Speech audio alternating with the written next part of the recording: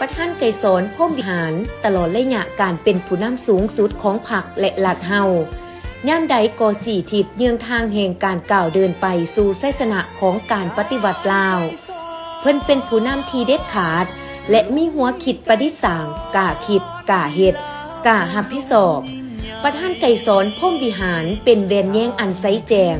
และเป็นแบบอย่างอันประเสริฐเลิศล้ำด้านคุณฐานการเมืองศีลธรรมปฏิวัติแบบแผนวิธีเฮ็ดเวียกก็คือแบบแผนการดำรงชีวิตให้แก่พนักงานสมาชิกพรรคนักรบและประชาชนบรรดาเผ่าในทั่วประเทศ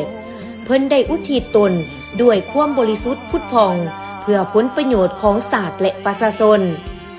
เพื่อเป็นบทเรียนให้ลูกหลานรุ่นต่อไปประธานไกรสอนพรหมวิหารเป็นผู้นำที่เป็นขั้นทุ่งแห่งการเต่าโฮมความสามัคคีทั่วปวงชนบรรดาเผ่าเพิ่นได้เป็นแวนแย้งในการเต่าโฮมความสามัคคีประชาชนบรรดาเผ่ายามใดก็ถือสำคัญและเอาใจใส่ในการสร้างความสามัคคีหักแพงความไว้เนื้อเชื่อใจและได้รับความนับถือจากมหาชนประธานไกรสอนพรหมวิหารยืนยงในภารกิจปฏิวัติลาวตลอดไปมันยืนส้มเซยวันเกิดประธานไกรสอนพรหมวิหารผู้นำแสนเคารพหัก